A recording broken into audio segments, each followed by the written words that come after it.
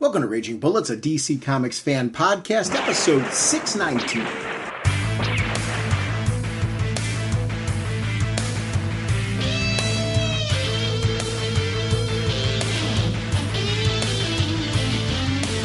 Welcome to Raging Bullets. I'm Sean Whalen, drnorge, and I'm joined as always by my co-host Jim, the sensei of the whatnot, the Duke of the Sultan of Strategery, the indestructible, bridge-defying, finally understands why Sean throws small animals at him every time there is a strange light, and the elder statesman of the podcast, Segulin.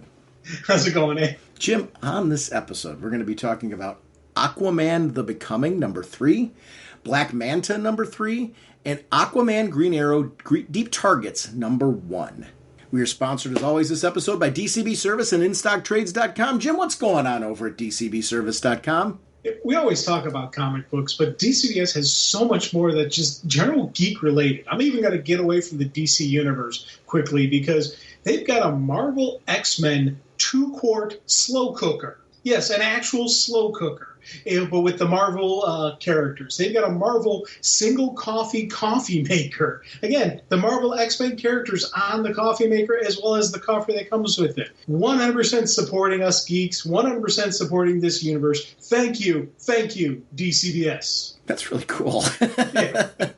Over at InStockTrades.com, they've always got new releases, and they have Catwoman's trade paperback, Volume 5, Valley of the Shadow of Death, $16.99 regularly, 42% off, only $9.85. And they've got Justice League Dark, the New 52 Omnibus. It's a $150 omnibus. It's 42% off, only $87. I want to thank DCB Service and InStockTrades.com for continuing to support our show. Mr. Segulin, what kind of a podcast are we? Raging Bullets is a spoiler podcast. We go in-depth into plotline, story twists, and whatnot of the comics we're discussing on today's show. So, if you haven't read the books, you may want to come back later so you can better enjoy the show. Let's talk some comics. Oh, no, you don't! Our first discussion is on Aquaman the Becoming, issue number 3. The script by Brandon Thomas. Pencils by Scott Koblish. Wade Von Rawbadger are the inks. Adriano Lucas and Alex Guimarães, Guimares, are the colorists. And World Designs on letters. Dave Talaski is cover, and Kari Randolph and Emilio Lopez are the variant cover. Assistant editor is Marquet Draper. Editor is Andrea Shea. Mike Cotton is senior editor, and Aquaman was created by Paul Norris. This series is a great example of what I like that they're doing right now when it comes to these characters, where my big worry with Future State was what's going to happen to our mainstays. You know, I love following Arthur, Oren, but I love this character. So I want to see more Jackson, and Jackson's a character that really was kind of at the forefront for a while, but then vanished. I think they were trying to figure out what to do with him. He'd have like guest appearances and all that, but we weren't seeing him regularly. I'm glad now that we're having this resurgence with him. My worry about Future State was like that it was going to be where are my favorites going to be. Not that I didn't want to see this. I love that this story is not about Aquaman, our Aquaman, the guy we've had for years, being gone. This is about a new generation because so much is going on, and Aquaman's doing things with the Justice League, and he's, busy in other places. And this story really references that. He's not even on planet. Yeah. There's a reason to have, this character take a larger role, a larger mantle. Obviously, the story lends itself to his involvement, too. The thing I also love about this is these Atlantean characters that we're seeing are always powerful characters. They're in that Superman, Wonder Woman category of strength, but there's a real sense of danger to him in this. Like we know he has like mad skills, he has magic at his disposal, he has powers. The difference with him is in this one is this sense, a real sense of danger to him. This is a character who. The concept of this kind of Aqualad is something I really grew to love a lot more in the animated series, Young Justice, and then grew to really love him in the comics when they started doing this version of him and fleshing him out. I love this miniseries. It was exactly what I was hoping, And if we keep going this route, this is leading to this Aquaman story, which I don't know what that is. I didn't know that was going to be a thing. I'm thrilled that, like, we're building to something big going on with the Aqua universe. Whether it's a collection of miniseries, some form of ongoing, I don't know what's coming next, but I'm excited for it. This is the way to build anticipation, because it's not just this, it's this and the Black Manta series are tying together and converging and building towards this event. That, with the anniversary of Aquaman being there, I want to see these characters in the spotlight. This was fun for me. What are your thoughts on this and this character in general? Well, I'll tell you, I'm loving this series. But it's funny because I agree with you. Everything you said about Jackson is awesome. I really like him. I want to see him become and that's where I see this is going. He's becoming Aquaman. He's no longer going to be Aqualad. And it's him stepping up to the mantle. And I like that concept because, again, I've always said I like progression. And he's a really cool character. And when they first brought him on, I was like, this is neat. I like it. Let's see more of this. But for me, the character who is stealing the spotlight, and she's done this multiple times when they use her correctly, is Mira. I'm loving Mira in this. I'm having flashbacks to back when I was, shouting from the top of the mountain, put her in the Justice League. Why isn't she the representative in the Justice League? And once again, we are seeing that she is an awesome character. These first couple issues she's a true badass. And I love just how strong and determined they make her. And it's a great mesh between her and Jackson. And then you add Jackson's family, his mother in there, and in Mira's connection and friendship with the mother. You've got this true sense of family going on here. And I love that. And just the side stories of all the proper, and I did air quotes around the word proper, Atlanteans versus the Zebra Rebels, and they're not real Atlanteans, but everyone on the server is like, that's an Atlantean, isn't it? We don't know the difference. And I love just those little intricacies, those little geopolitical commentary and just the social commentary they're doing on this society. So I'm right along with you. I'm looking forward to whatever this Aquaman is, because to me that's more of stories about not just a person, it's about everyone. It's about expanding the Aqua universe. Whatever it's going to give me, I'm very excited for, especially, the stories we're getting in these issues that we're going to be talking about today. We're getting solid stories about Aquaman, about the universe. So I'm so pumped and excited, and I'm absolutely loving this. This is a wonderful team that I want to see more from. I think what DC's getting a handle on that I'm really starting to enjoy right now is letting the story dictate who is the lead character, who's a supporting cast member, instead of making these drastic choices of A versus B, if it makes any sense. I don't need them to make a definitive decision on Arthur's no longer Aquaman, this kid's Aquaman now. I don't care about that.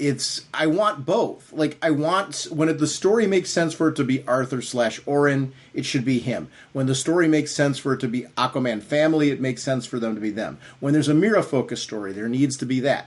And this story does a great job of integrating various members of the Aquaman family cast in ways that make sense to this story. So we get to spotlight Jackson, but yet we're seeing these other characters that we know and love in ways that make sense to the story. That's what I want.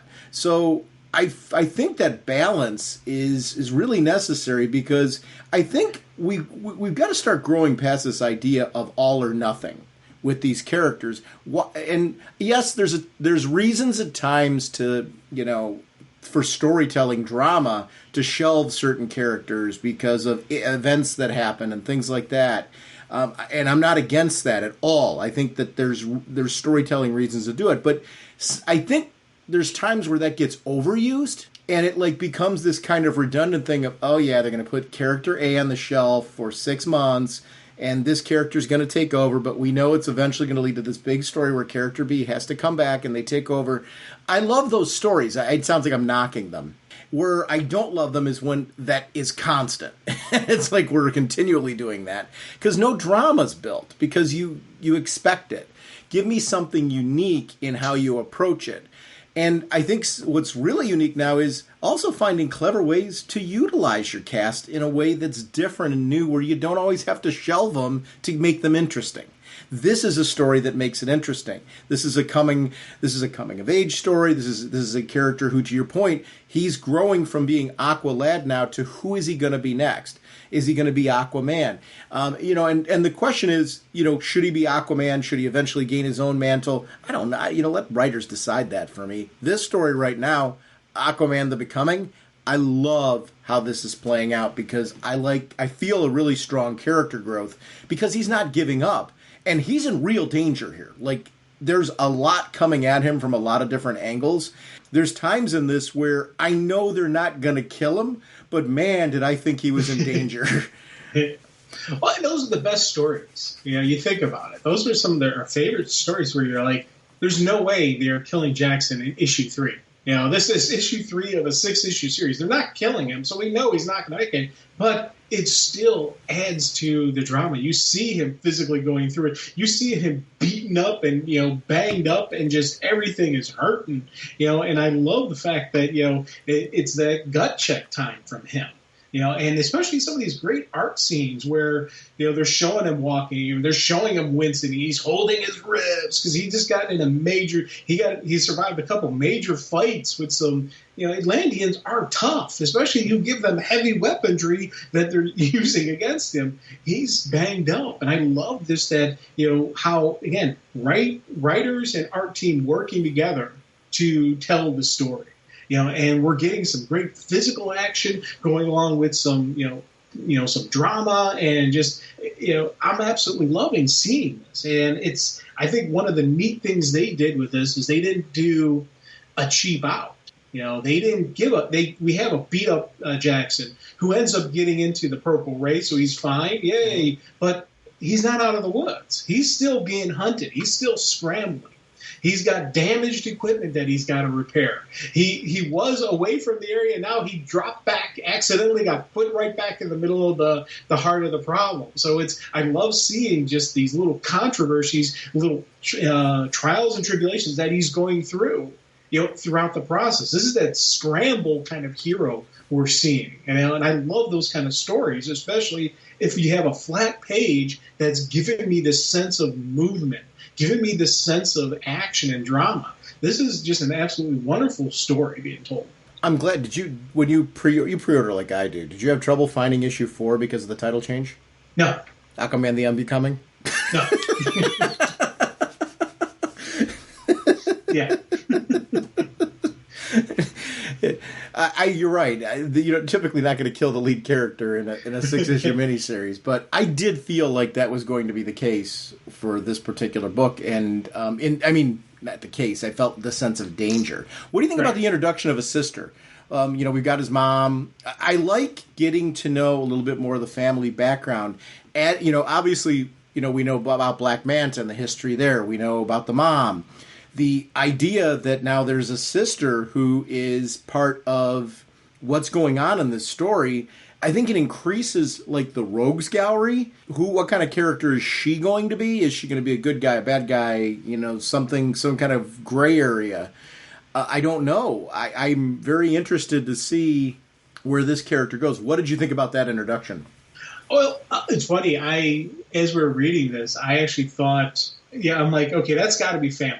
I 100% was convinced family, and I was actually thinking that she was actually Jackson's mom. And this whole time, the mom, the person that Jackson grew up thinking was her mom, his mom really wasn't the mom. And either that was like an aunt or a friend, and this was the real mom. And that's what this whole thing where she's like, tell him the truth or I will, tell him the truth or I will. I'm like, oh my God, that's got to be his real mom. And I'm like, I had this whole thing going through my head thinking that it was going to be some dramatic flip on, and swerve and all that stuff going on. And then, no, that's your sister. I'm like, oh, okay, cool. So, like you, I love the fact that we've got, expanding on the family, immediately asking questions. Does she take more after the father or the mother? Does she have some of those, that magic in her? Or is she more human and that's why she's relying on the tech? I don't know. And I love those kind of factors going on to it. So I'm 100% all in on the expanded family, the expanded rogues gallery and whatnot. That's the one area where I thought he was in real danger was when they were using the teleport jumps between old versions of, old locations that have been shelved. And this makes a lot of sense. They're no longer Justice League headquarters or headquarters of other DC Universe teams. What they are is these satellite locations that allow people, their safe houses. Yeah. And why would Batman, you got Batman on the team. First of all, Batman has a lot of these safe houses all over the place. Why wouldn't he be suggesting that? But also the rest of the Justice League and these other teams, why wouldn't they network for situations like this? But the teleporter was not working properly. I was really afraid there was going to be some form of, and who knows, we don't know that there hasn't been yet, some permanent after effects from what was going on, because they were saying he couldn't, there was a potential he would not be reconstituted properly. There could be some serious damage to him. I loved that I don't have a choice here. I've got to get out of here. And he was right. I mean, this would not be good for him if he stuck around. I like that he got this kind of healing going on there. There was that purple ray that was able to heal him, but then he immediately is jumping to another locations, and he's like, I never want to see another teleporter again. Yes. And I loved that sense of danger to everything that he was doing. Oh, God, yeah. And again, that added to the scramble. Yep. I love those great stories where it's just the Jackie Chan movies, where you see his fight sequence where he's just bobbing and weaving and sticking and moving, and just, flying running and jumping, flipping and kicking and all the craziness that is a Jackie Chan movie. I love seeing that kind of stuff in the books. And certain heroes, it works really well with, and with him, it's doing a great job. And I think, again, it's that physical page. This is a flat page, but I'm getting a full-on view and a full-on, motion. And again, you're seeing the pain, you're feeling it, and it's this again is a really great combination of the story being told and the art team, relaying that. So for me, this was a really cool moment. And again, the one final piece I like when he did the final jump into the Titan Academy. What was the Titan Academy? You see his transporter finally fully explode. And if you look at the one final panel when he's getting ready to crash and burn, they show the transporter that he's using in his hand, fully fragment and break. So now he's done transporting. He's on the West Coast, but he's got no more transport. And I thought that was a kind of a neat little extra effort to put in on the art side. The art is really sharp. You mentioned the art. I really, one of the things that I think has been nailed lately has been putting together these creative teams with some really strong artwork. And I really enjoyed the art styling of this particular story. There's something I love Jackson's look. I love the look of the cast. The sister's costume looks like this deadly underground armor, underwater armor. I love that when she pulls off her helmet, there's that headdress that she's still wearing that gives you this sense of Atlantean, Zebel kind of mix to it. And that part was really cool to me. The mother being in this position where she's got this gun and she's got to make a choice now of keeping her two kids, keeping one from killing the other. That Family Feud sequence is really, really interesting to me. I really enjoyed every aspect of this story because of that. The artwork, though, you're right. I would be remiss if I didn't mention it. The writing, the art, everything about this. This has been a cool series. I knew I was going to enjoy it. I didn't think I'd love it as much as I did. And I don't mean that in a negative way. I just felt like this was going to be a really enjoyable miniseries. This feels like it's leading to something much larger. No, dude, I completely understand what you're saying. I was the same boat. I liked the character before this. I thought he's a cool guy, and I'm like, this is a cool character. All right, he's getting his own little series. We're going to maybe bring him back. That's kind of neat. But I'll tell you, within that first issue alone, I was 100% in on this story. Yep. As I said, Mira was a huge piece of it, and then the mom. You know what? They've done little bits with her in the past. And we're really they're giving her a spotlight. They're letting her shine. And I think that's the strength of this book. It's not just Jackson who's doing an awesome job in this. they're letting Mira, they're letting the mom, and now we've got Delilah, the sister coming into this. So we've already seen her do some pretty cool, evil, cool, whatever, however you want to word it, stuff. So I'm like, all right, this creative team is letting the main character and the supporting character all have a strong position. You kind of think back, if you think to Oscars, you got the people who get the best, the lead, and then who gets the best supporting Oscar. And the people who win the best supporting Oscars are usually those supporting characters that either steal the show or made the movie. And you're like, why are you calling them a supporting? They were the main character. Like, no, they were the supporting character. That's why they got the Oscar, because they were such a strong piece.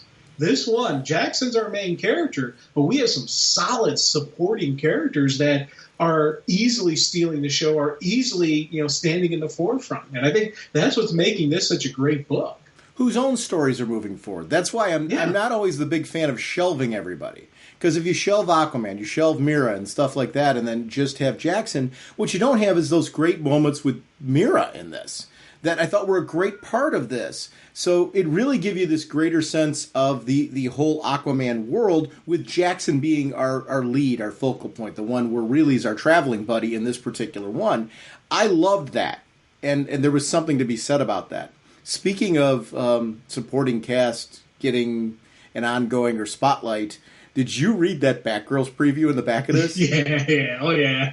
Oh, my God. That comes out this month. I am so... I mean, like, we're talking about that on the show, right? Big time. Big time. Oh, yeah. Yeah. I'll tell you, it was... You know what? When they first announced it, I was like, yes, just because I want, this is a great combo. Then you read it, you're like, oh, this is kind of cool. This is going to be one of those fun sort of stories, but not, like, goofy, cheesy, not a real book kind of story. This is going to be a good, solid comic book story, a good, solid Batgirl story, a good, solid Team Batgirl, Batgirls, whatever you want to call them, Birds of Prey 2.0, however you want to word this book. This has got a solid story, but there's also going to be room for fun. And I think that, for me, is something that really, just this little couple-page, preview of it, the sneak peek preview, really had me going even more excited than what I was. Yeah, I think it's an interesting way you put that, too. It's funny how fun is really important. There's nothing wrong with having that a part of a story. I think there's a balance to having that as part of the story. I think sometimes if you forget to enjoy... I think it's a lot of this, we're seeing this on television now, where you have these deep-rooted stories where there's danger and a real sense of worry for the characters that you're following and you love, but at the same time, there is a levity that's able to be added, and it's the right amount of balance of it. You don't want it slapstick when it shouldn't be, but this Batgirls looks like it's going to have a fun factor to it. Yeah. And I love the team dynamic of Barbara, Stephanie, and Cassie together in a book. It's what I loved about Birds of Prey. So, you're going back to this, like, three-person team, and can it expand down the road to something else? We saw that happen with Birds of Prey, where there were characters that were part of the team that weren't part of the team, quote-unquote, like Savant and characters like that we knew and loved. I'm anxious to see where this book goes. And it's a book that I've been missing. It fills an itch that I've been missing. No Birds of Prey leads to, the opportunity to have this. And I honestly would love to have Birds of Prey back, because I think Birds of Prey could coexist with this, and I'd love to see crossovers between them. But this, to me, it's definitely a title that I'm anticipating, because they're two characters that deserve to be more than just background characters, just like Jackson. So it was an appropriate book, I think, to have kind of a teaser of. Want to talk Black Manta? Yes, please. You won't get away from me this time, Buster. Our next discussion is going to be a Black Manta issue number 3, Assassin of the Sea. Chuck Brown is the writer, Matthew Dow Smith on art, Marissa Louise on colors, Clayton Cowles on letters, Valentine Delandro on cover art, Sanford Green variant cover art, Andrea Shea is the editor, and Mike Cotton is the senior editor. Super excited about this book. I'm a big Black Manta fan. I always have been. You talking about, as we were talking about Aquaman the Becoming, the artwork, boy, this is a grittier, a different art style, but I think so appropriate to a story focused on Black Manta. I love this, the styling, the line work on the art. It's definitely, like, I would love to see this animated as a Black Manta animation, with this style being the one that they use as their style guide for it, including the color tones, because the color tones are pretty critical for me on this, and mix with it. I think just the whole thing together is a really nice, tight package from this. And I love the villain in it. Well, I mean, and it's weird to say that when Black Manta is also a villain, but there is a villain in this that I'm really digging. I'll tell you, here's one of the neat things that I'm loving about Black Manta. And it's, when you talk about him being a villain, we're starting to put air quotes around the word villain. Now, he is a bad guy. He kills people. He does all types of horrific things. But one of the things I like about this character is you kind of understand where he's coming from. He's not just the filthy pirate of the sea, wanting to make a bunch of money and conquer the world and whatnot. There is reasons behind his hatred towards Aquaman. There's reasons behind what he does and where he's coming from, especially like in this series where he's kind of fighting for his own life now. He wants to live. So you kind of understand, where he would take this to the extreme, where he would do kind of stuff that he's doing. Now, I'm not excusing any of the bad stuff. So he still is a villain. He's still a bad guy. But I love when you get an understanding into their world and you understand where it's coming from. And you see him dealing with other bad guys, other people trying to stop him. Because now, if they stop him, he dies. So that's the key of it. And I think that kind of is a neat way to make your villain the hero of the story without turning him, without having him do a face turn. He's not becoming a good guy. He's still a heel. He's still our bad guy. But we now have a reason that it's okay to root for him. I think that is a neat way of handling it. It's different than like with how they do with the Suicide Squad, where you're like, hey, you can root for the bad guys in the Suicide Squad because they're funny, they're interesting, and they're going up against even worse people.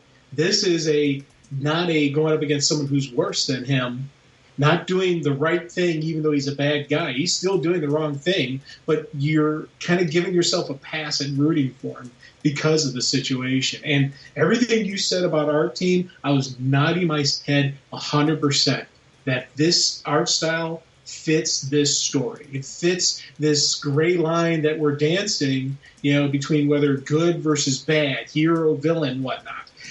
But the art team, they take moments to give us that nice close-up. Like that opening page, just the final panel, when he's like, where he just says Black Manta, and you get that focus on they got the shadow covering after his face. You see that intensity in his eye, and I'm like, man, that is cool right there. And again, the coloring really does. It's the music of the book.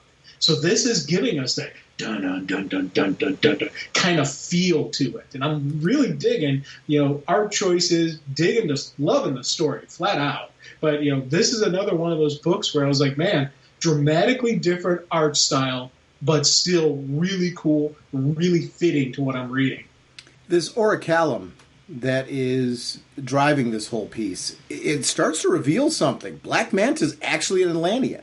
And it's something that he's kind of in denial of in this particular scenario. He obviously he doesn't want to be an Atlantean, but he's accepting that that's a thing. The end game is he's seeking out this orichalcum because there's an agenda here of what is happening to me, but also what kind of power can this come from. I love the bringing in of the gentleman ghost so he can go back in time, try to find out what's the deal with my ancestors, what is my actual heritage, and what is truly going on here. I didn't expect the Gentleman Ghost to be a guest star in a Black Manta miniseries, but oh my gosh, does he fit so perfectly in this. And the planning of knowing how to deal with the Gentleman Ghost, because Gentleman Ghost is kind of like, listen, dude, yeah, you were able to kind of get a one-up on me by punching me there, but I'll just phase next time. Well, okay, phase through this. He has that planned. I love the planning of Black Manta. He's constantly a calculating villain. And I think in recent years, what this character has really enjoyed is a redefining of what he brings to the table. He's not just the Aquaman countertype, the Aquaman villain.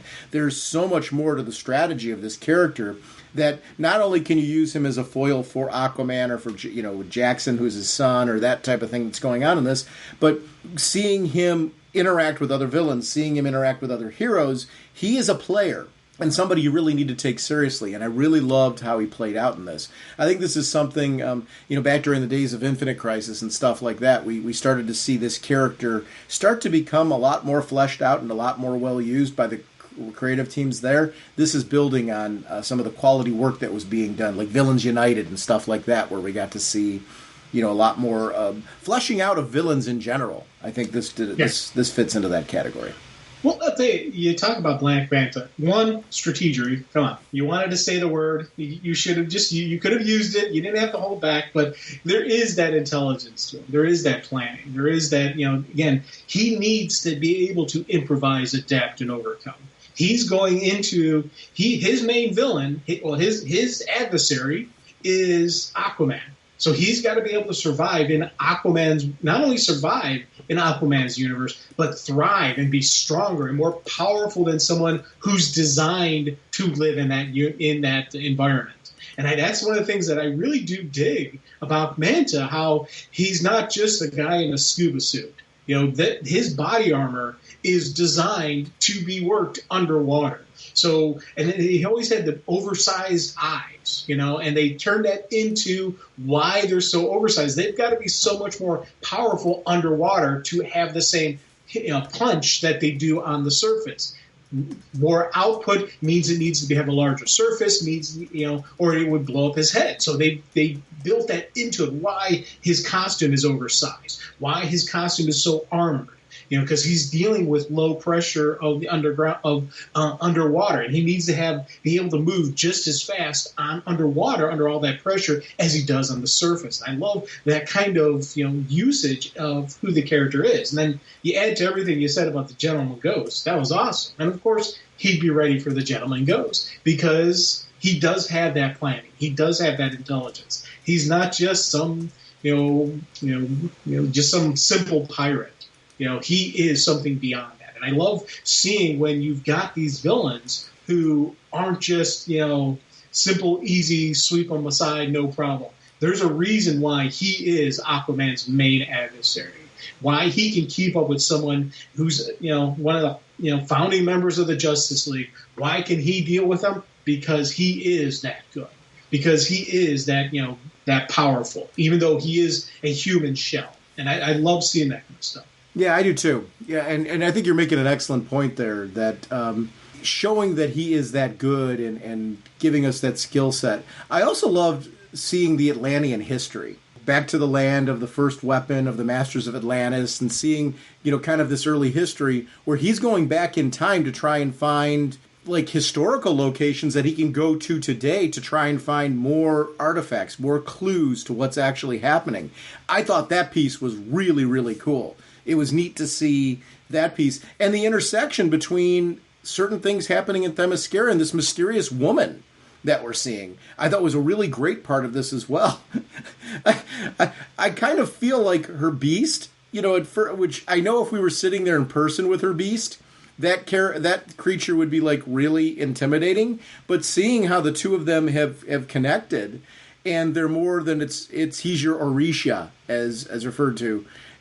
He's not just transportation. There is some form of connection between the two of them. I'm just as interested in her as I am Black Manta. Yeah. Well, and again, when we get great, these characters have natural interaction.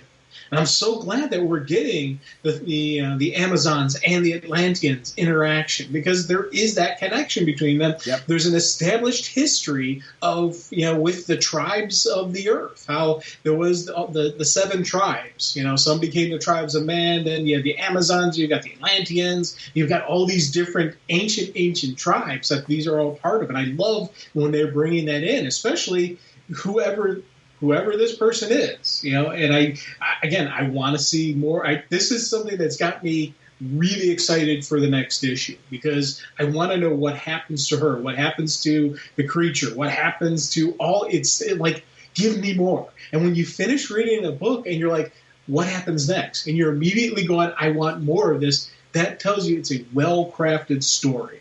Yeah, and this build to Aquaman is really, really cool because you can see how there's a lot going on in Atlantis right now, a lot of turmoil. This Devil Ray is going to be a major player in all this. We've got a lot going on politically. We've got a lot going on. I mean, there's a coup ready to happen. It's going to be interesting to see who is going to gain power out of this and what that looks like. I'm assuming Arthur's going to get involved too at some point in time. Not in these miniseries necessarily, but in Aquaman, I'm hoping. Just because I think it's a cool little piece. Although I'm just as happy with seeing these players, whatever in the storytellers we've got right now, I trust. So whoever's going to be involved, they are handling everybody so far really, really well. Like this convergence of events feels real organic, and it's exciting me from all angles. So I love reading Black Manta and seeing, I didn't realize these two miniseries were building to something that is where they're going to converge. That's really exciting to jump on board and not know. I'm glad the first two issues didn't have prelude to Aquaman on them, because I felt like it was a lot more of a cool surprise to see that in issue 3. I didn't know that was a thing.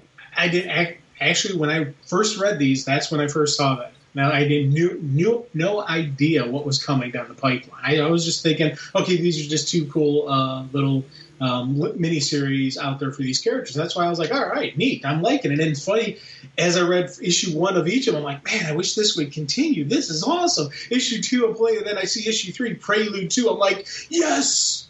I was very excited because I'm assuming, now, here's what I got playing in my head, that both Manta and Jackson are going to have a part in Aquaman. Now, part of me wonders, are they going to have Black Manta do a face turn? Is he, and for non-wrestling fans, that means, is he going to become a good guy? Is he going to become a hero? I don't know. And part of me would that would be cool because, as I said, he's a great character and I like rooting for him. But part of me would no, I like him as a villain. I like this villain, He's a neat bad guy. Let's keep him. But there is that beautiful connection between him and his son, how they play that off, where technically he doesn't want his kid thinking he's a villain, but he knows who he is. And he's like, he's not going to compromise and change who he is just so he can get the approval of his child. And I think that's kind of a neat moment, between them. And there's, kind of stuff where he openly is not trying to kill Jackson, but he's not really a good guy. So he's got his issues there. So part of me is thinking they're not going to turn him. They're going to keep him Black Manta, but because it's his son, he's not going to be, a complete jerk about it. So I don't know what they're going to do with him. Or whether this Devil Ray and Jackson's sister are going to play more of the villain role. They're going to take the role that was Black Manta away from Manta so Manta can actually become a hero. Manta can actually become a good guy. I don't know if they're going to do that. And I'll be honest with you, I'm sitting there, I don't really have a solid preference either way because, as you said, I trust these creative teams. We've got 2 solid books, 2 solid creative teams that I'm trusting I'm loving their stories so far. So wherever this goes into, I'm like, okay, I think we've got a long-term plan laying out. They're laying down a plan for us. I'm willing to see where this goes. So I don't really have it must be this kind of thing, but part of me, I don't know. I don't know where it's going. I'm excited for that. That's something, if you'd asked me, a couple months ago, hey, would you be excited for a Black Manta story? I'm like, it'd be kind of neat. But I wouldn't have been excited. I'm excited for it. Yeah, and that's something I think you're 100% correct. It's one of those stories where I really don't have any preferences for right now. I'm just enjoying the ride. And sometimes there's stories that naturally lead to a speculation where you are so invested in preferences and making decisions on where it's going to go. I don't have that with this at all. It's interesting that you point that out. And I don't mean that doesn't mean the story's shallow or anything. It's just the opposite. There's a depth-filled story here that I think is introducing so much new in it that I'm just, every issue I find myself trying to figure out every little detail of what's going on, that I'm not really worried about anticipating what's coming next, and trying to figure it out. It's more, I'm digging this. I'm just digging the ride, and it's a different way to read this, and I love it. I think giving it a little separation from other things that I'm reading. Like a human helicopter, the Flash rotates his body, rising faster, faster. Our next discussion is on Aquaman, Green Arrow, Deep Target. The writer is Brandon Thomas with Ronan Cliquet, Cliquet, is the artist. Colors by Ulysses Areola with Josh Reed on letters. Cover by Marco Santucci and Arif Prianto. Inyuk Lee, Inhuyuk Lee, is the variant covers. Evan Rice on Joe Prada and Marcello Maiolo as the other variant cover. Michael McAllister, editor, and Aquaman created by Paul Norris. And deep apologies to the creative team because I absolutely butchered a lot of names. And this is an absolutely wonderful, beautiful book. So I need full credit and out there. So the story kicks off with this General Anderton, who we're seeing, and he is doing these studies of what looks like time and manipulation of how time in history affects us, but also genetic manipulation of some sort, transference, which is happening here. I didn't know when you see the original cover for this and the teaser, it's like Aquaman and Green Arrow in a team up, and them on the cover. I didn't realize on the cover it's actually the reverse. That Aquaman is in fact Ali Queen and Green Arrow is in fact Arthur. And I love that it's not something that you walk into this. Did you know that was going to be the case? Nope. Walking into this? 100% did not realize that until we get the big reveal in the book. And I think that for me was a very neat story going on. I'm like, that is cool. And again, you got to love when it just, when there's completes, when there's swerves and surprises in your books. That's something I didn't see online or anything like that, but the intrigue, everything that they're doing. I love how this opens with that, with that general and all that, how you're talking about. It wasn't even just the manipulation. They're like, okay, making sure the different satellites aren't in position. We got to make sure everything is set. We only have 11-minute window. So go, go, go. And I loved seeing that whole, what are these guys doing? What is going on here? It was a really cool moment. It's funny, we do a spoiler podcast, but one of the reasons why I put in a spoiler warning is I don't want to ruin for anybody who listens to this podcast that they don't want to know yet. It's if you want to read something first, read it and then listen to our commentary.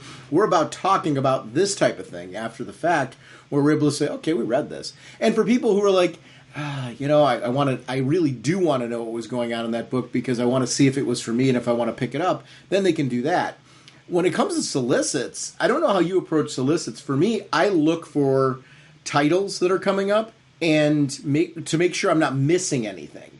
But I don't often go and read the blurbs because I don't want to know what's going to... Yeah. So if this was in the blurbs or the solicits, I didn't read that. I just knew that they were doing a crossover with these two from the ads and from the fact that I saw that it was solicited. That was it. I loved walking into this one blind because I had no idea what the story premise was going to be. And man, was it cool.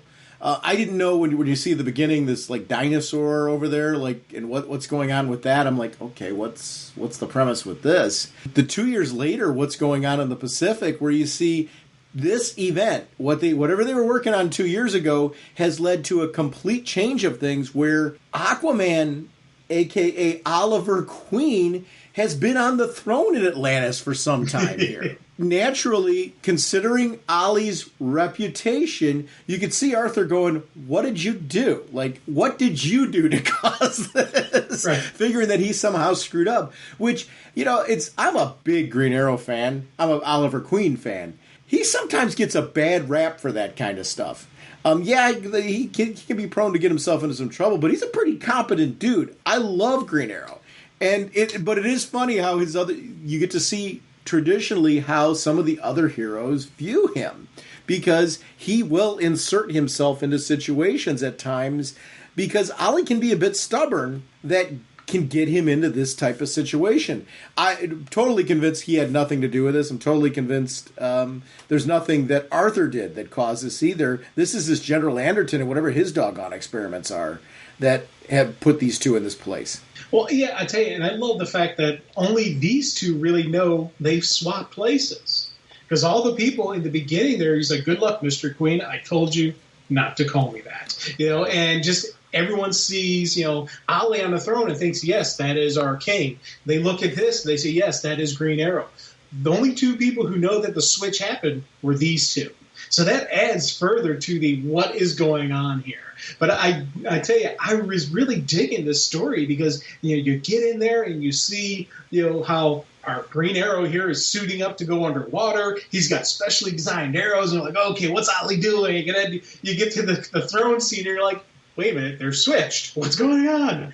I absolutely love that in this story. And I love the fact that they don't realize that neither one of them is responsible for it. So you get your traditional two heroes coming into each other, and you have your traditional fight that you always got to have. But, that leads then to everything that's happened in the past. And the way the story is, normally I'm like, I've always said in the past, the flip-flop, sometimes I get lost in it. But lately I'm finding I'm loving these stories where they do these jumping back and forth. You had the one story, then you did 2 years later. Then you got, 18 months ago, and they're jumping back and forth through time. And I'm kind of digging these kind of storytellings now. And especially, this is doing a really good job in explaining it. Because you had 2 years ago when they first started dealing with the time travel. Then 18 months later, they're showing the guy in the back in the Jurassic period. And he makes his transport back, where it wasn't, you could tell 2 years ago they were testing whether it'll work. Now they're actually testing it on a living person. So I like how they kept jumping back and forth. It really has me wondering, what caused the switch? What caused the change? Where is this coming from? Again, it's really neat showing just a unknown factors. Yeah, and that's kind of the thing. This is another one where the artwork also, I think, is really matching the story. And you're right. Here's the thing. The jump back and forth, I think, works when it's not overdone, meaning you don't need every book to do this. This story makes a lot of sense because you've got to really...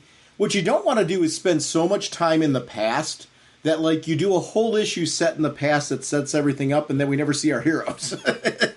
So I think you have to do that where it's like, from an establishing interest standpoint, you flash to 2 years later and you see, okay, what is going on with Aquaman and Green Arrow in this? Then you want to go back in time and say, okay, how did we get here? And that's what they start doing here with this General Anderton. And we're left leaving this issue knowing that these two have swapped places, but we still don't know why or how. Like, we can make some guesses that it's these experiments that have been going on, and clearly this little creature was not meant to walk up on General Anderton. No, Mr. Our lizard dude. I thought that was a really cool thing. And that actually is giving you an idea on how the swap happened. Yep. I'm thinking these two somehow got caught in one of the ways, and that's how the swap happened, or whatever caused the switch is what they led to the story. And it's a really cool thing. But one of the things I really liked was during the fight between Arthur and Ali. They're obviously, they have control over each other's powers. They have control over each other's mindset. But he's still, Arthur still isn't Ali. He still doesn't have the same arrow, abilities. But I love when he, couldn't get the bow working exactly. So he's like, screw it, and he just threw it. And he's like, wait, this isn't one of mine. I don't recognize this arrow. And boom, it was a specialized arrow, that Arthur made because he knows his own weaknesses. He knows what'll hurt the Aquaman. So he made that to take down Ali, Ali Aquaman. So I was like, that was a really neat little story element. Yeah, and that was the thing that I thought was great too. There were so many story elements in this that I thought were interesting. One of the things that I thought was clever as a story element was the subtle differences between the Ali version of Aquaman and the Arthur version of Green Arrow, where it's clear you see the influence of, Arthur as Green Arrow has a little bit of the Atlantean look to him while still clearly being Green Arrow. You see even the way that the Green's handled with Ollie as Aquaman. It's kind of clear who the guy is. It's not just the beard. It's actually some of the costuming choices between the two that you get to see. That was something that I thought was really interesting.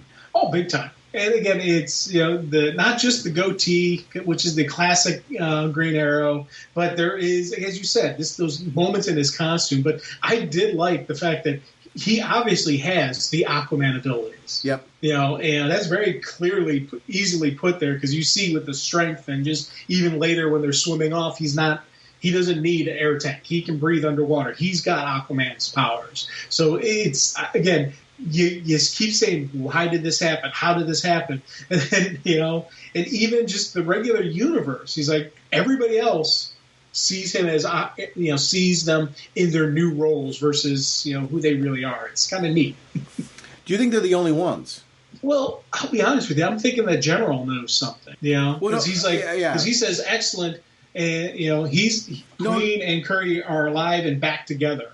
They're being reported. They're being identified by the people. So I'm thinking that General knows something. You're missing.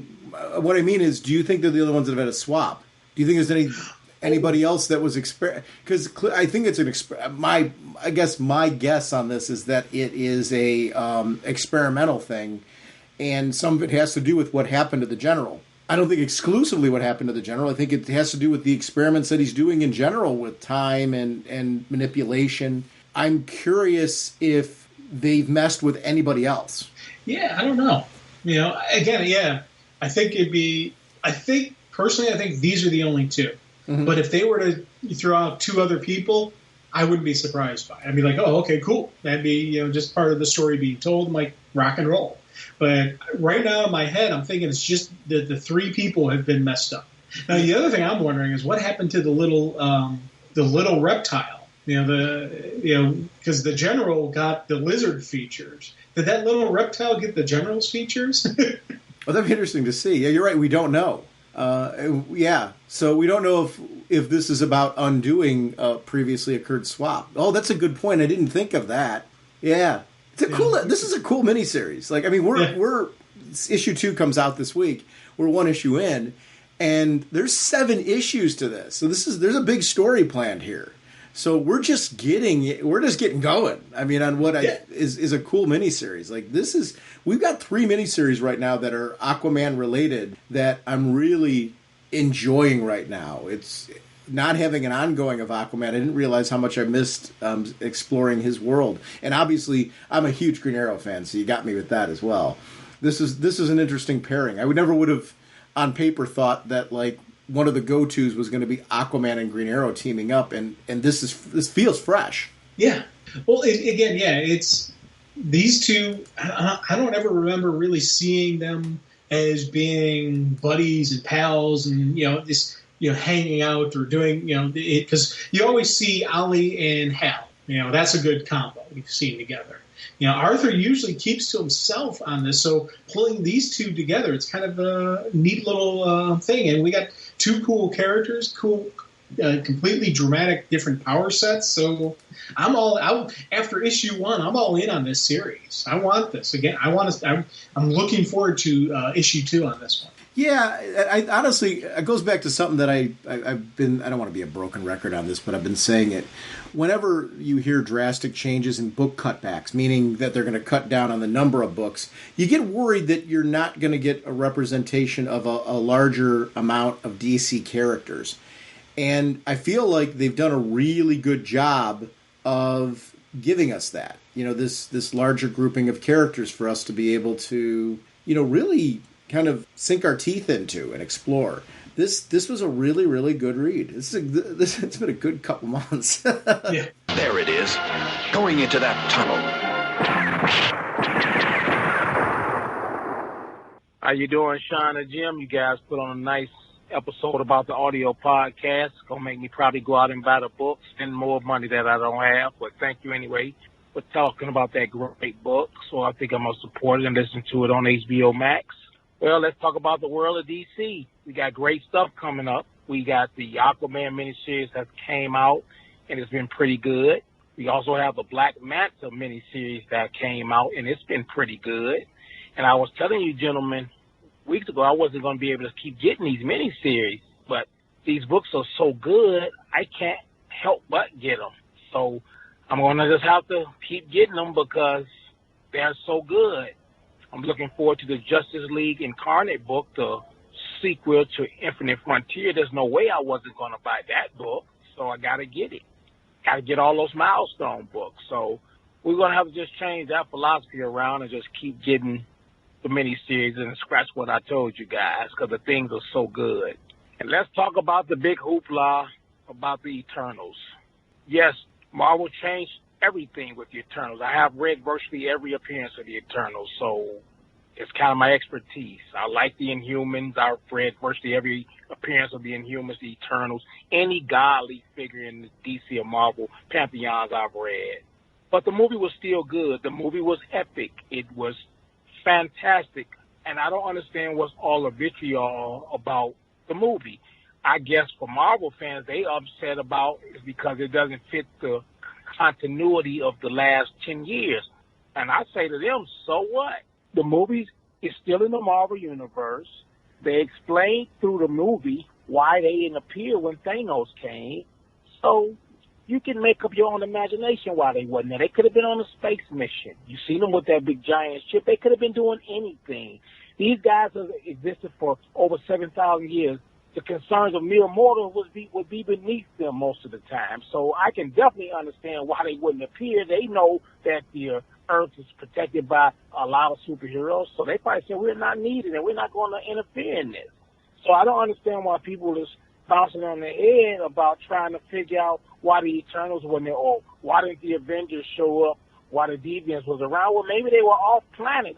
Let's use some imagination here. Why everything got to be explained to everybody? You can't have a 1, 2, 3 explanation for everything in a movie. That's why I like Jim Segland, because he puts his own thoughts and stuff and think off the page. I've been doing that forever. I create my own continuity with stuff and fit it in. I don't worry about what the writers write, because every time a new writer becomes on a book, it's a new continuity. They may follow the guidelines of a book, but once Siegel and Schuster left Superman, it became a different character. Yes, the costume was the same, but the character became different. Superman had 50, 60 writers probably since them guys have left.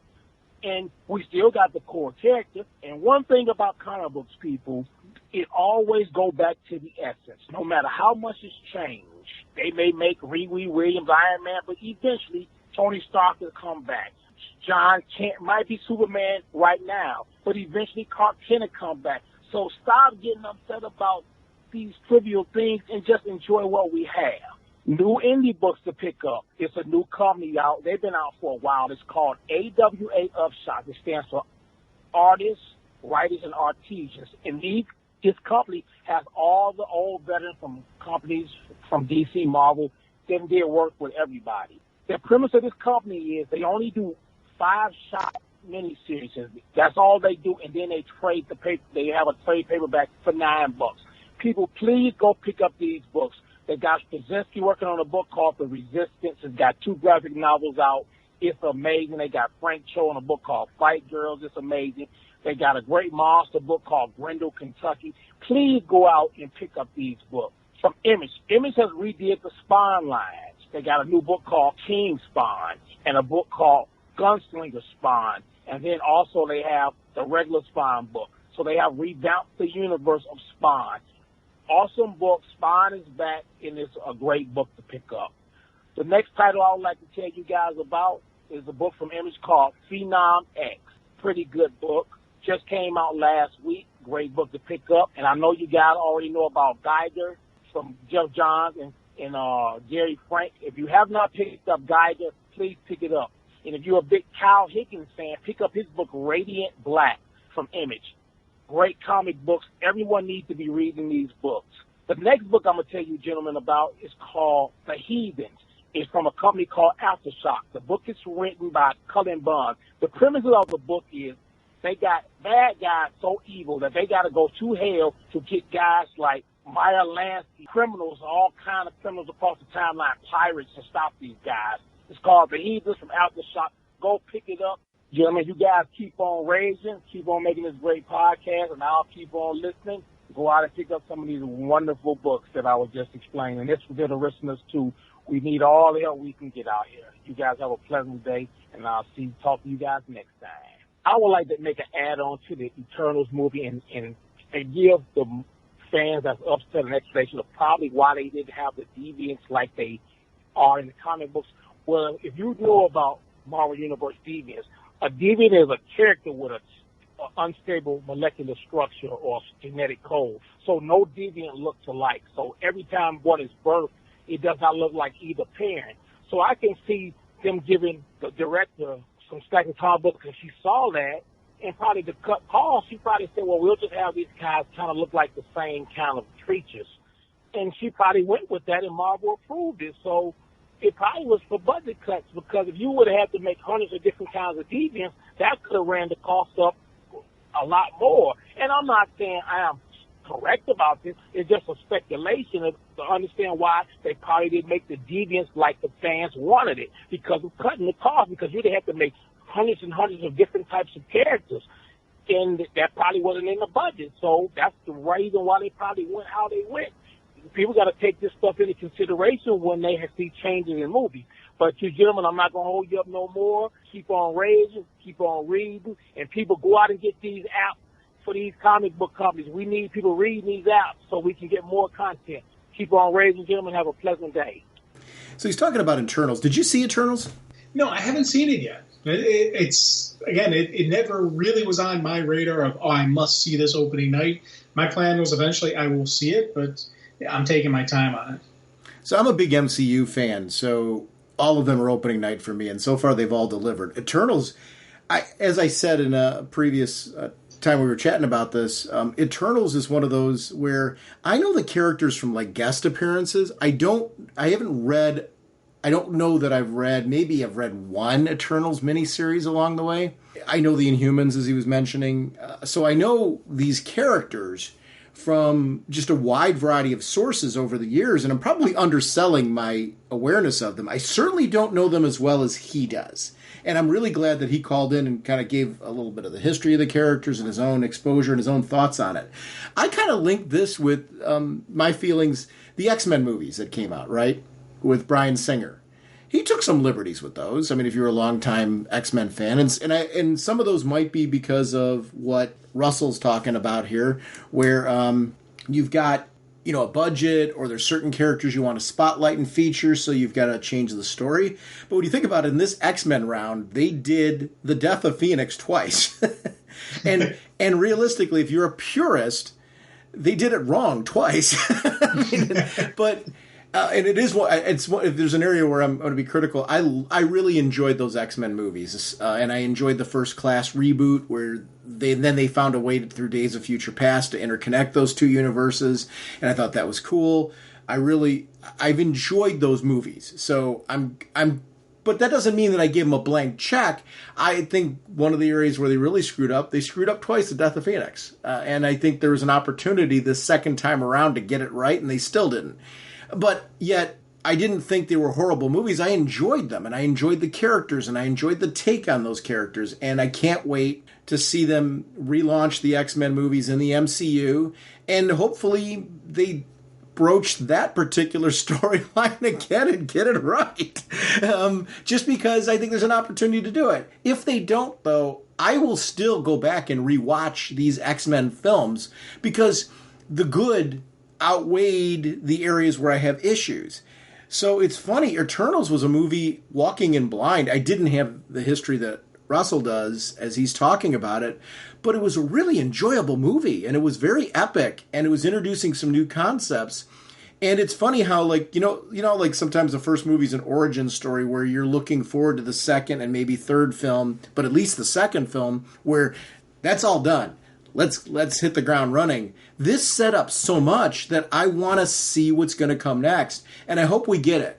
and I hope that like people who've trashed it like haven't ruined that opportunity, because I think that there's a lot to that I would like to see play out.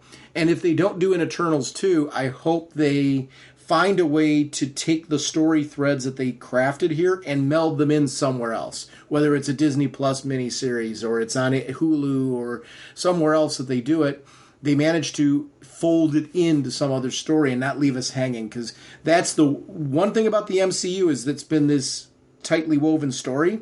When there's a continuity that's going, Jim, and he references you in this, and I think accurately so. You talk a lot about off the page, and I think it's something we all naturally do as fans, but you fill in the blanks, and it helps you with kind of going forward in your story. When you see a movie, and like it's a series of movies where there's been a continuity, and maybe X-Men series of movies is a good one to talk about, or there's other Star Trek movies or something like that, and there's definitely a continuity error, or they've introduced something new that conflicts with something from before. How much does that weigh on you, and how do you deal with that? Because that's what he's talking about with this. Well, and depending on what the continuity error is, I'm okay with it. Especially because when you're dealing with the movies, I'm able to make little tweaks and little shifts, and whether they fix it. Like the X movies are a perfect example. When the first X-Men movie came out, I was like, man, this is a good movie.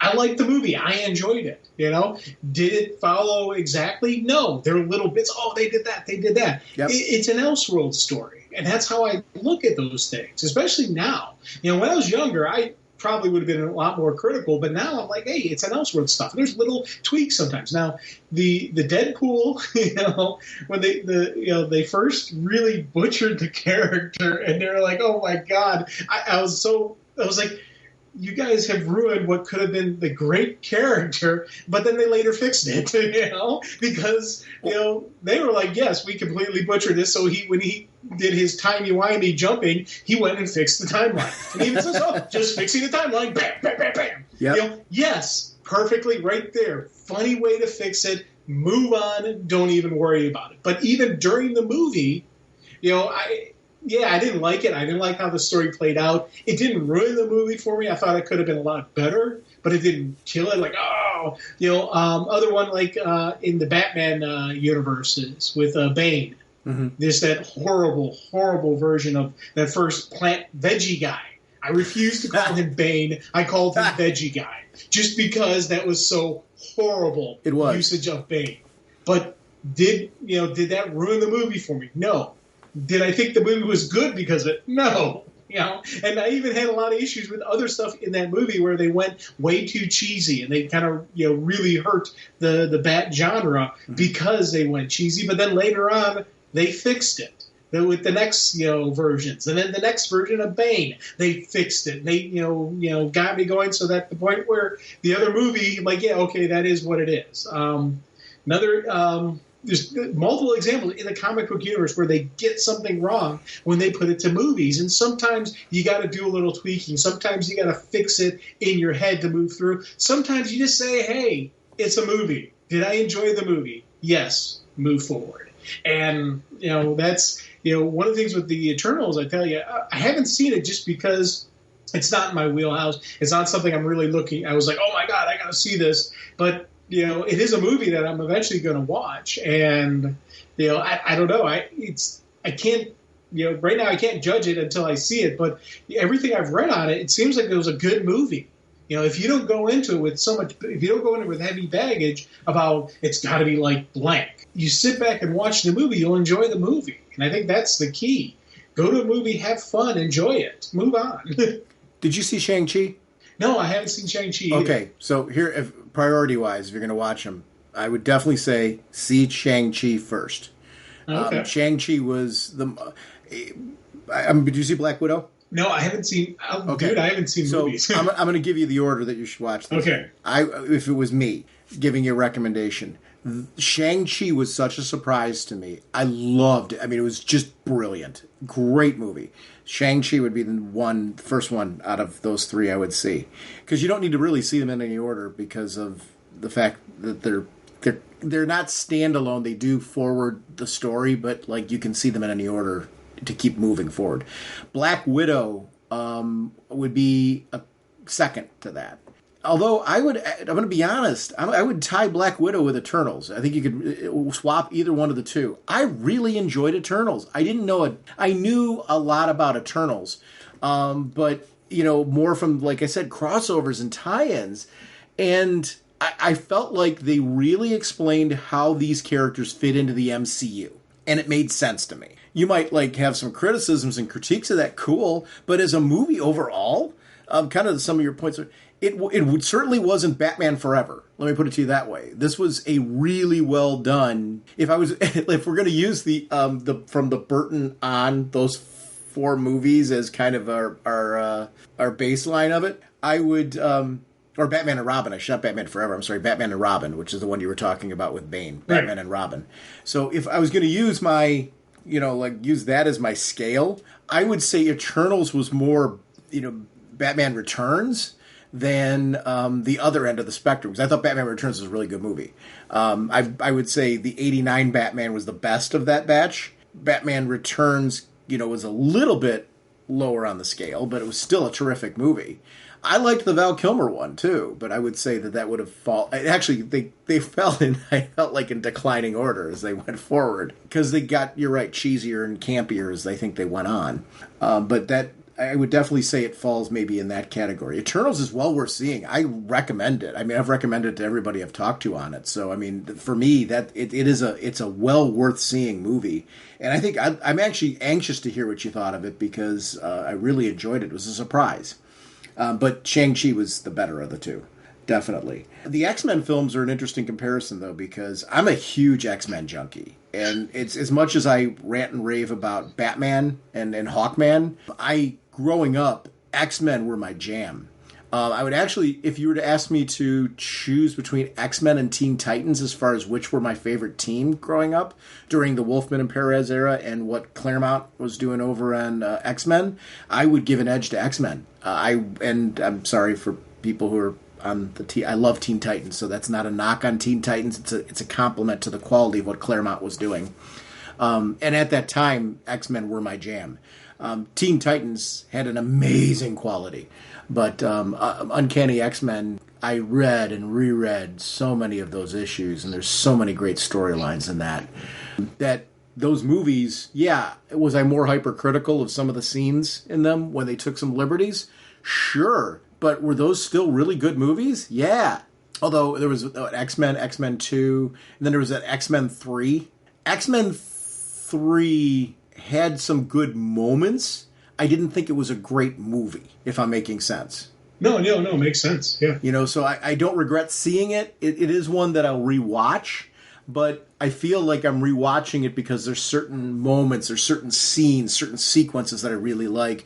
X-Men 1 and 2 I really like, though. X-Men 3 I still watch, so it's not like so abysmal where I'm like, I don't want to watch it, but I don't think it's a strong movie in comparison to the other two. I thought the First Class relaunch was really good. Wolverine, X-Men Origins Wolverine, when they and the whole X-Men thing that they did with the Wolverine movie with Deadpool. That movie was really good until they made that choice. Yes. like, how can we screw this up? I mean, they were taking some liberties there, too, especially with the Sabretooth-Logan relationship, but I don't know. I really enjoyed those movies, too. Again, there's things that I would have done differently if I was writing them, but man, I'm glad I got them. I think they finally got the formula right in the last two, the Wolverine and Logan. I thought the Wolverine was outstanding. Logan was the same. I thought Logan did a really good job of pulling like that really cool old man Logan stuff into this storyline, and it was really good. So I don't know. I as a series of movies, the Wolverine movies, I like those. So, and I'm a big fan. I mean, that was back in the day where I didn't have like the comic budget that I have now. So you were only picking up a handful of books if you were lucky, and you reread them over and over and over again. And oh my gosh, that X-Men stuff back then I was rereading like crazy. And I would say that's my comparison for Eternals and why it's relevant to this. He shouts out a lot of really cool independents, and I'm not going to go through every one that he shouted out, not because I'm diminishing any of them. There were just some ones that I can nod because I've read them already. The Resistance that he mentioned by Straczynski, I'm a big Straczynski fan. He has that, and I'm forgetting the name right now, and I'm sorry. There's another book that was also published that's a part of what he's doing over there. Really, really terrific stuff. Spawn. You and I don't know that we've ever talked about Spawn. I had long periods of times where I was reading Spawn monthly. Really, my only reason I've ever jumped off of Spawn has been one of budget, not quality. I've always liked the character. What do you have any history with Spawn? Is Spawn a character you like? Have you read any Spawn? Did you see the movie? You know, what's your exposure to that character? I'm excited for the new books. I didn't know that those were like he's. I'm gonna kill him because he's got me interested in like I don't know, Gunslinger Spawn, all sort of gun stuff. I don't know, let me see what they're doing over there. It's like sounds like I want to read some Spawn. But what's your exposure? Well, you know, when it first came out, I was reading it. You know, so I've got the very first Spawn #1 and through the first run, and because that came out when we were in college. Yep. Yeah. You know, and I picked that up, you know, in BG, and I read it then, and I still have it, you know, in the vault, you know, but he was, again, it was a character that during that period when I kind of stopped reading comics, I stopped reading that. Then I shifted over to DC because my buddy Hoach was, you know, he read DC, and I was borrowing books from him, you know, and I, you know, because I got to the point where I was the serving college student who couldn't afford to buy comic books anymore, so I had to borrow from people. So I started borrowing from him, and that's when it got me onto, you know, reading DC. And then I slowly started picking up DC books. And then once I got through, and I never went back to Spawn. And with the movies, I've seen the first movie. I think there's only been the one movie, right? I think, but. To be honest, it's been so long I couldn't even tell you too much about it. There's at least one. I think there's a couple animated features. Yeah, I've seen those. And when I say that, it sounds like I wouldn't have seen them. But if it was Spawn and I knew about it, I saw it. So I want to say there was more than one because he even had like video game appearances too, where he was in. I think it was Soul Calibur. That he was one of the characters, and I remember grabbing the version of it that he was going to be in. Because he was a bonus, I believe he was a bonus content where it was only on one game system. And I think you had to have the right version of it in order to get him. I might be wrong. He may have been one of the bonus characters available on all systems on that. But I remember jumping at that version of Soul Calibur because Spawn was going to be in it. And it was cool. You got to play as Spawn. Great character design. Todd McFarlane. I mean, how are you going to go wrong, you know, with Todd McFarlane? But a great series off of that. He mentions Geiger. Phenom X was another book he threw out. Geiger's terrific. I haven't read Phenom X yet. Radiant Black by Kyle Higgins. Do you remember Kyle Higgins from Nightwing? Yes, yeah. Yeah. Radiant Black's really, really good.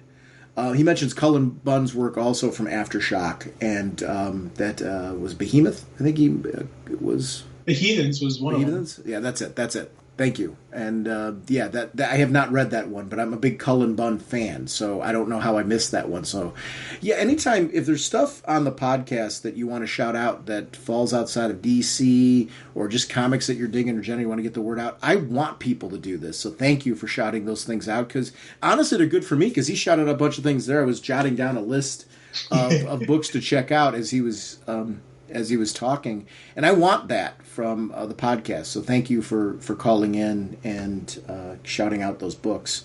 My wallet hates you, but my reading won't. I enjoy catching books that I've missed, and there's so much nowadays available. We are in a very fortunate time with the amount of comic book content that's out there. Well, I'll tell you, man, I'm picking up a couple of those books. We both love the Blue Flame that he recommended the one time from Vault Comics. So, you know, I'm adding to my reading list right now. I'm looking and saying, okay, what books are we dealing with? What am I getting now? So... Spinning with great speed, the Flash creates a protective vacuum around himself. I would like to remind everyone about our show voicemail line. It's 1-440-388 4434 or drnorge on Skype. RagingBullets@gmail.com is also our email address. Either way you prefer to contact us, we love having you part of the show. RagingBullets.com is our show website. You'll find news on upcoming episodes. It also feeds into Twitter, and our Facebook fan page. We are proud to be part of an amazing Facebook group community. And I love all the people there, and I love everything they're posting. So thank you for all of you who are participating in that forum, because that's where I go for all my news and commentary. I want everyone there who just does such a great job of keeping that going. We are sponsored, as always, by DCB Service and InStockTrades.com. Jim, what's going on over at DCBService.com? We've got a Marvel X-Men 2-quart slow cooker, as well as a Marvel X-Men single-cup coffee maker, and it includes a 12-ounce mug. So thank you, DCBS. Over at InStockTrades.com. In new releases, we've got Catwoman's Trade Paperback Volume 5, Valley of the Shadow of Death, $16.99 regularly, 42% off, only $9.85. We also have the Justice League Dark New 52 Omnibus hardcover. This is $150 regularly. It's 42% off, only $87. I want to thank DCB Service and InStockTrades.com for being our pre-order source and also our source for savings for those books, those collected editions that we've missed. Thank you, DCB Service and InStockTrades.com. Jim, our next episode, we are going to be doing the first of a 2-part Superman catch-up. We're going to be taking a look at what's going on with John Kent, what's going on with Clark Kent, what's going on with Supergirl, and we're also going to jump back and take a look at where Superman 78's at as we do a 2-part look at Superman. We will see you next week to begin that. Bye! All right, you guys. Are you ready to sing your song? I'd say we are. Yeah, let's sing it now. Okay, this should be fun. Now get ready for your cue. Okay, Sean? Okay. Okay, Jim? Jim?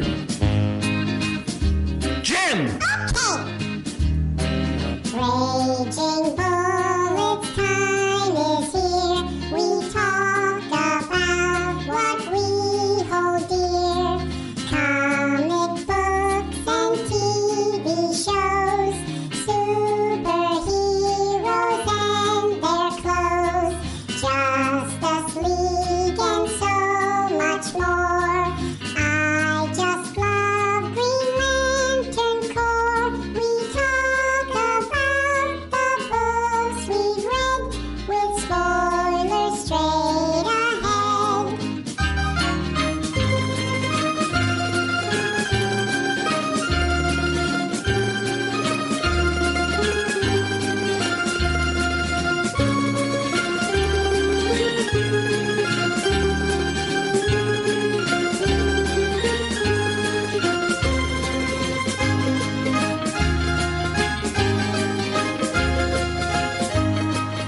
Okay, fellas, get ready.